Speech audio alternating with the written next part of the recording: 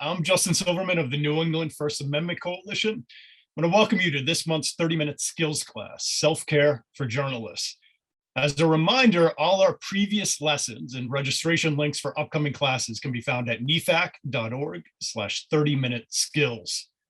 We have a lot to cover today and not a lot of time, so let's begin. Your instructor is Dr. Elana Newman, Professor of Psychology at the University of Tulsa, and the Research Director for the Dart Center for Journalism and Trauma. Elana, all yours. Hi, everybody. Welcome today. And thank you for taking a half hour of your time to dedicate yourself to thinking about self-care.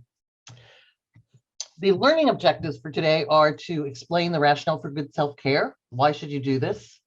Identify when it might be helpful to you and to actually implement some things. And we're going to get very practical. This is not a substitute for mental health assessment or treatment. I just like to remind everybody, this is about self-care.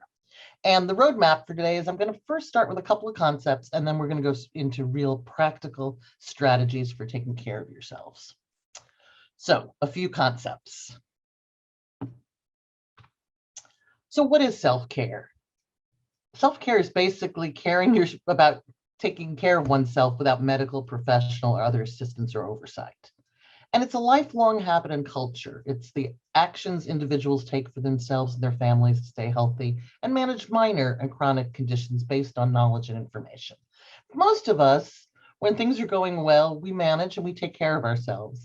When things get difficult, that's when we realize that we might not be using all the tools and strategies. And I think about it a little bit like storytelling. When you're doing an easy assignment, you rely on all your skills.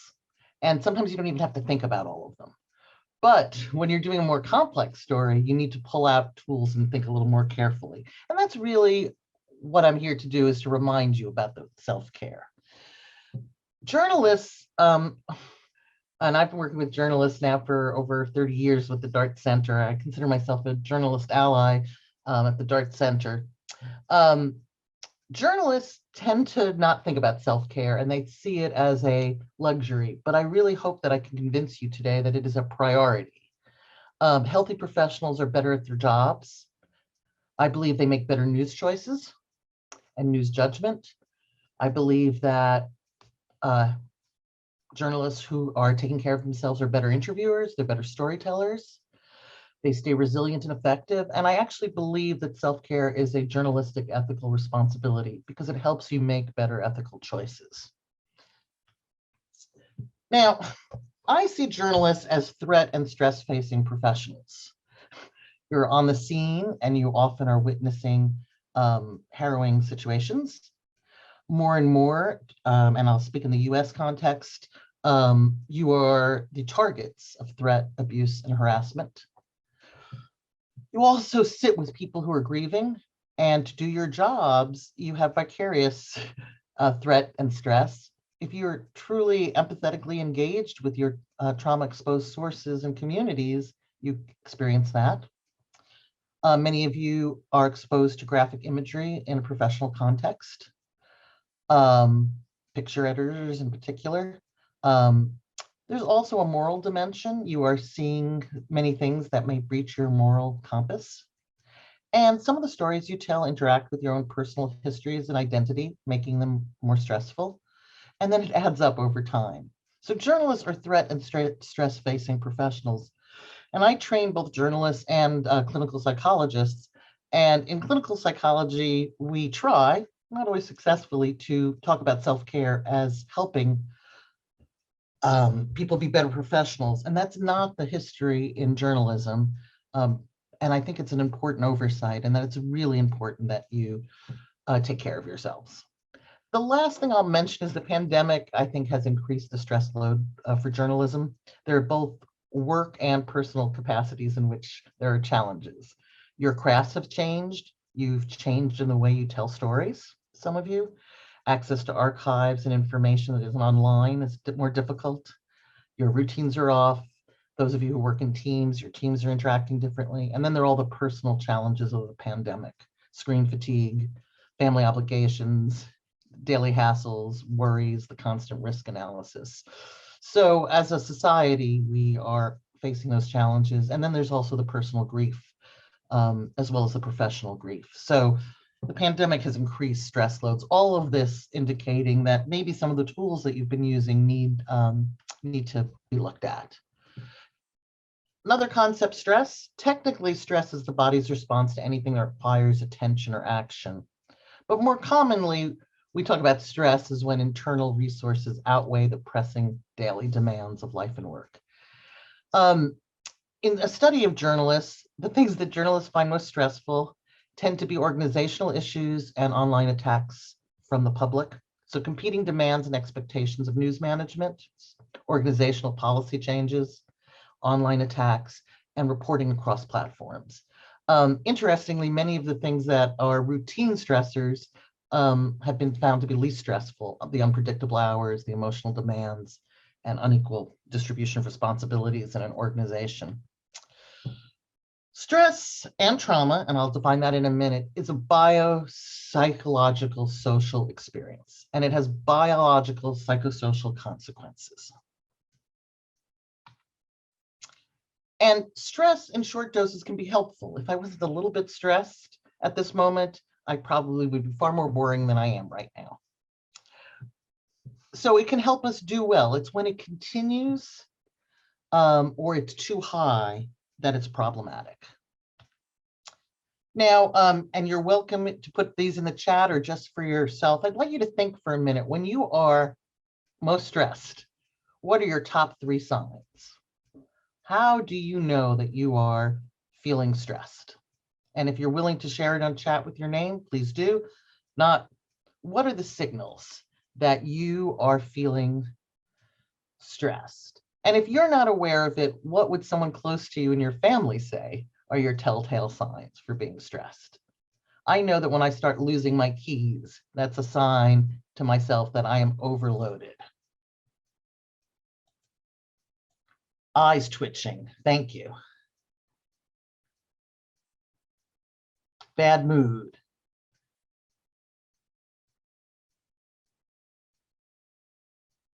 Anybody else?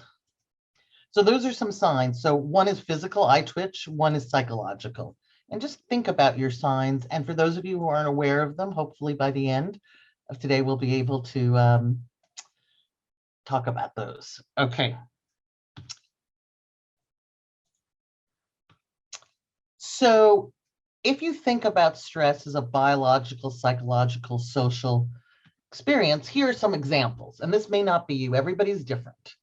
And this is a slide from Kate Portersfield that I really like. Signals of stress reactions, biological: sleep problems, fatigue, trouble concentrating, jumpy, edgy, trouble breathing, feeling spacey or disconnected, headaches, body aches. So you might have a biological sign, eyes twitching. You might have a psychological: bad mood, sadness, despair, unease, anxiety, changed meanings about the world, troubling thoughts, dread, attacking yourself. And then there's the social side of things: feeling isolated, irritable or angry with other people, withdrawing, feeling misunderstood, feeling lonely, anxious about contact with others. And I think about these reactions not as symptoms, but as signals.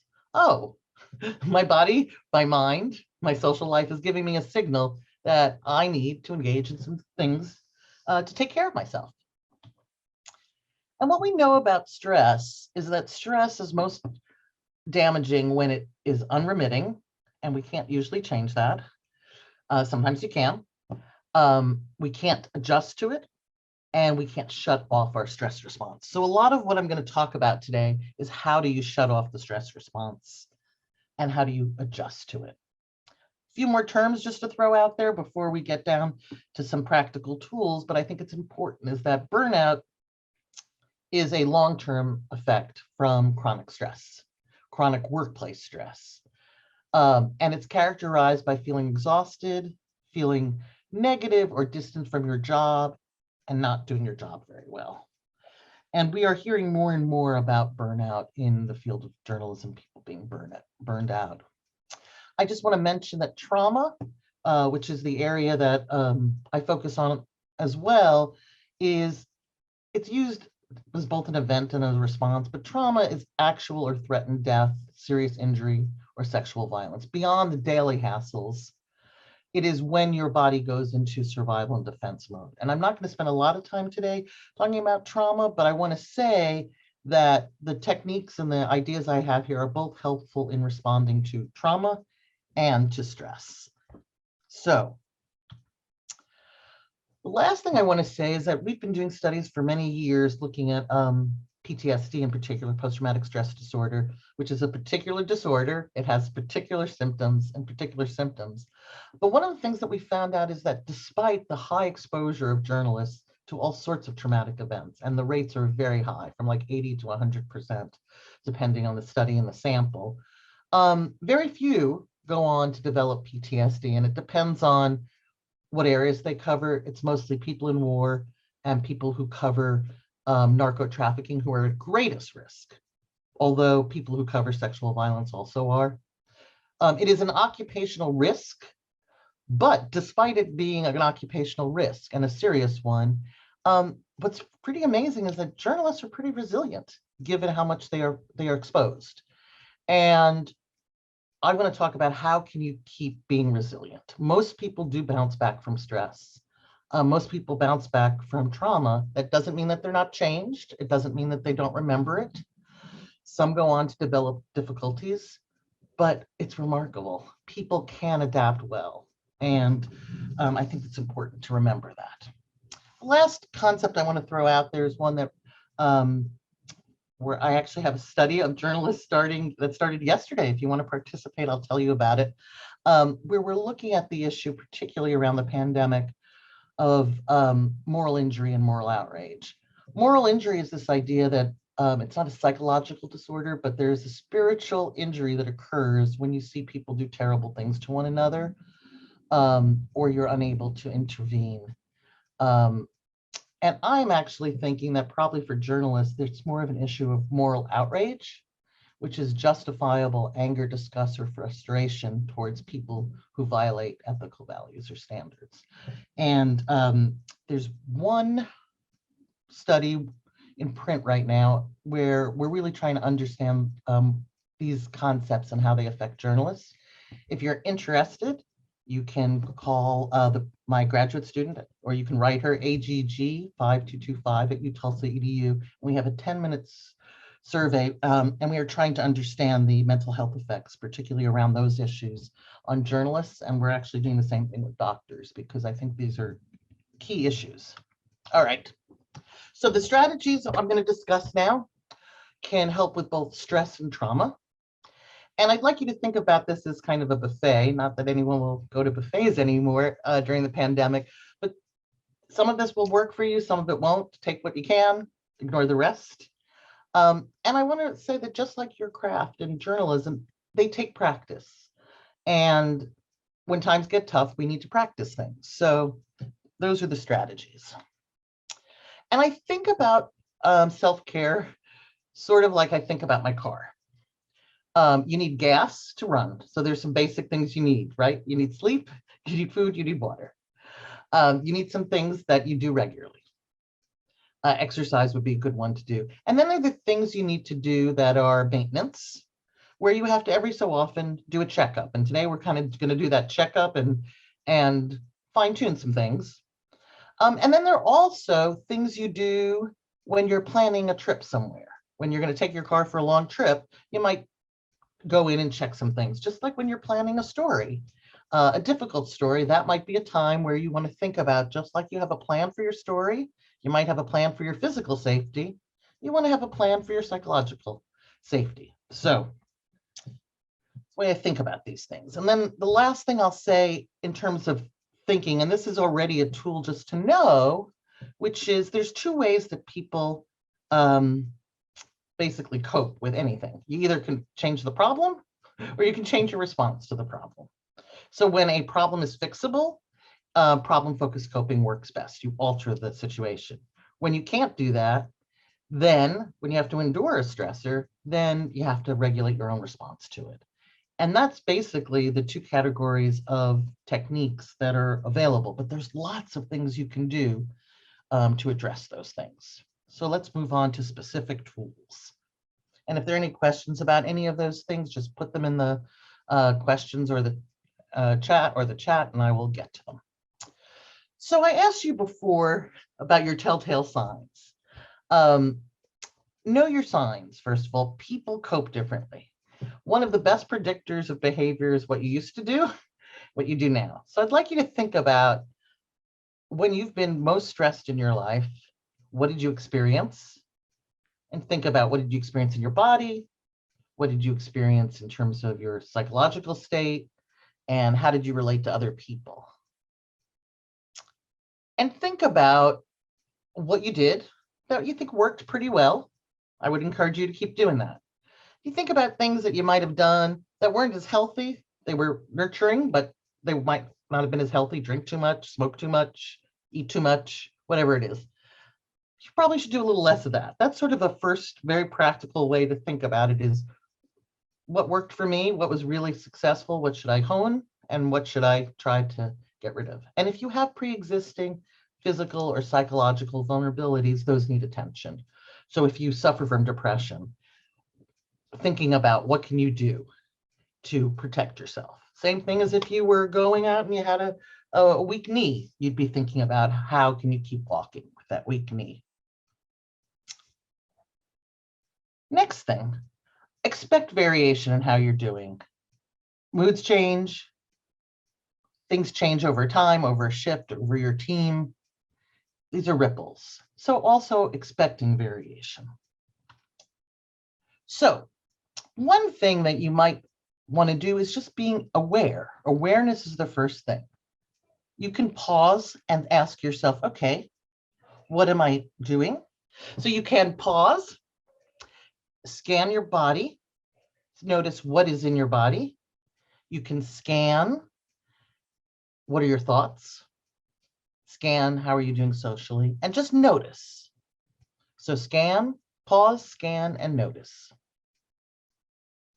That's your first tool, being aware of how you are. And sometimes you're so busy, you're not doing that. And one of the things you may notice is that you're holding your breath. That is one of the things we do when we're stressed. We immediately hold our breath. So I would also really encourage you to be thinking about breathing. So scanning your biological state, your psychological state, your social state. So biologically, noticing your sleep, your eating, your exercise, your moods, and your boundaries. If you're someone who is not aware of your stress level, simply starting to say, okay, how stressed am I right now? From a scale of 0 to 10. And simply just noticing that throughout the day. Again, noticing is the first step. And these take 1 second. The big thing is when you get to that level of arousal, remember, I'm going to go back for a second to my slide, that stress is okay. It's just when it gets too high. What we want to do is think about how do we lower that arousal.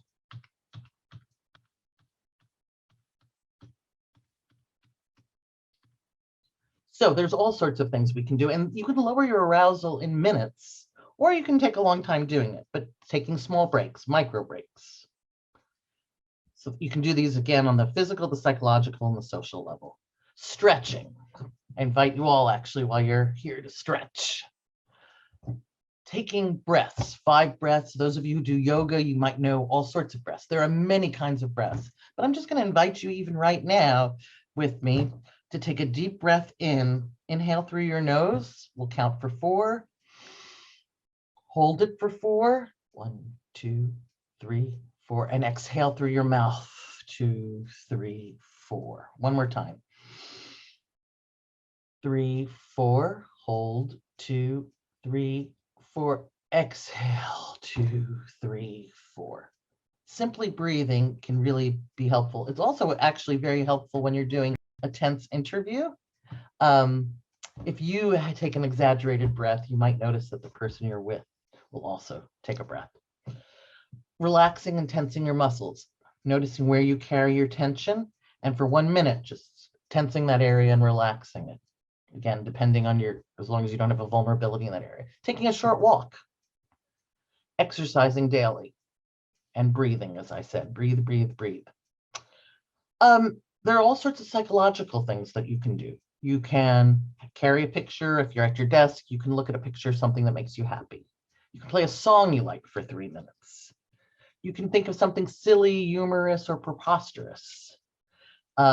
We often talk about gallows humor being problematic. It is problematic if you share it, but gallows humor shows that you have perspective.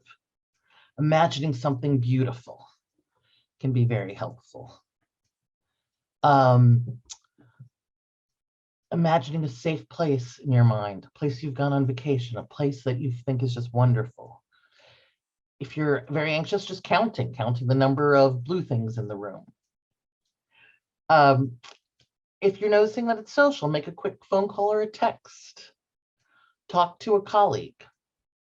Plan a visit with someone. Any other techniques that people have found that are helpful for them? And I'll just read them if in the chat, in case anybody has something that they do that they think is very helpful, and I can come back to it as well. There are all sorts of things you can do, and many of these things are just in the minute kinds of things. They don't take a lot of time. They could, but they don't need to. So I'd like you to think about what are the things that are helpful to you in terms of that. The other thing I want to mention during a protracted crisis is the importance of recovery time. And just like when you build muscles, you need to take breaks. You need to take breaks, longer breaks than the 2 minutes I was saying. Taking breaks for things that provide support. So the best kinds of breaks give you support. They strengthen you somehow. They provide a challenge that's different than work. They allow you to relax, and they replenish and recharge you. So I really want to encourage you to disconnect, to find something that you do in your free time that really allows you to disconnect or remember success. There are also professional self-care strategies. Taking breaks that are part of your daily routine. I recommend a work journal where you mark the beginning and end of your day. It may be as simple as fully shutting down your computer, but you have a ritual where when you are not working, you sort of tell your mind and body, I'm not going to work, and that you have a no device time. I also strongly recommend, particularly in this day of online harassment, you create comfort files, those letters that those people who have said great work. And sometimes you need to pull those out when you're getting some other things. Important, as I said, to have time that is technology free. Many of you on your time off will be looking at news. I want to encourage you to not do that right before bed. It's very important to stay informed, but it's also important to take a break from that and not do your doom scrolling. So what we know about technology is that the people who do best with it are people who see it as a resource, not something that controls them. I really want to encourage you to set boundaries around technology. But it does take practice. If you're a worrier, here are some techniques for people who are worriers. First of all, I want to say that worry is real in today's world. So I want to encourage you to focus on today and not tomorrow, and make a list. What can you control? Focus on that and let go of what you can't. For people who are real worriers, it may be helpful for you to even set a worry time. I'm going to worry today from 2:30 to 3. And every time a worry comes across your head, you write it down. You write it down. You say, okay, at 2:30 or 3 or whatever I just said, that's the time I'm going to worry. And that can allow you to get some control over your worries. It's also helpful to hear the thoughts you're saying to yourself. If you're saying, I feel bad about blank, do a scan. Like I said, scan, pause, notice, and then think, what part of X do I have control over? What part don't I have? And we go back to that action and emotion. If you have control, take an action. If you don't have control, then think about what can I do to take care of myself.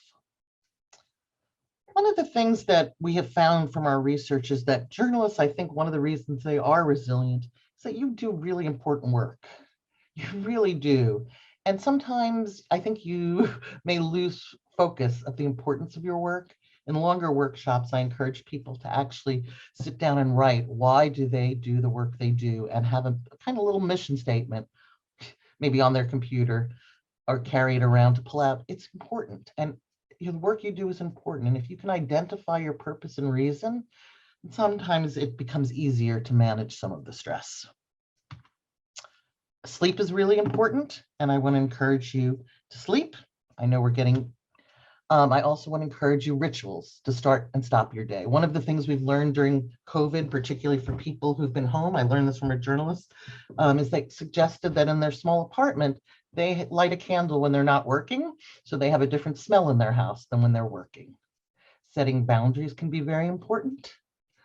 And it's paying attention to what your boundaries are. I want to say that pleasure is a good thing within reason, and everyone knows their reason. And then finally, one of the things that keeps people strongest is social support, being a good buddy and being a good colleague. And it's not just receiving social support, but it's also giving it. And I think I'm going to, there's one more point that I want to make, which is when you anticipate a tough story, I want to encourage you to make a self-care plan. What will you do before? What will you do during? And what will you do after? And just like you would prepare for a story and you prepare for your safety, the same thing would be true for preparing for your self-care. So one strategy to implement. So I end with suggesting that you think about what are some self-care things you could do that you would do regularly, and what are some things you shouldn't do, and then think about before, during, and after what makes sense. And I think I will stop there, which will give us maybe a minute or so if there are any questions. Elana, is it okay for everyone to follow up with you if they do have any additional questions? Yes, I do. Yes, feel free to. And if you want to participate in our study, you can also email me. So great. Excellent. So Thank you, Elana, and thank you to everyone who joined us today. Again, please visit nefac.org for a full listing of all of our programs, the presentations, and the recordings of classes just like this. If you find these resources helpful at all, please consider supporting NEFAC by becoming a sustaining member at nefac.org/join. I want to thank you all again, and we'll see you next month for our next 30-minute skills class.